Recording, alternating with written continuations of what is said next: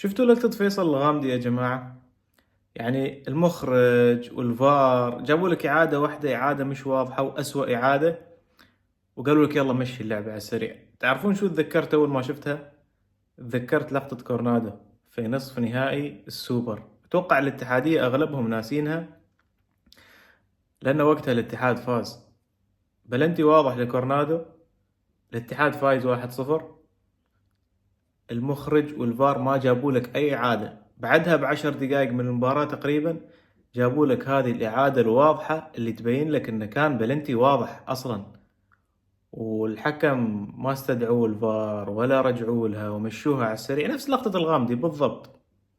يعني لما تصير مرة الواحد بيبلعها، لما قاعد تتكرر كل مرة وفي أوقات حساسة من المباراة، يعني الواحد يشكك بصراحة. أنا اليوم أتابع الدوري السعودي، محب للدوري السعودي من خارج السعودية.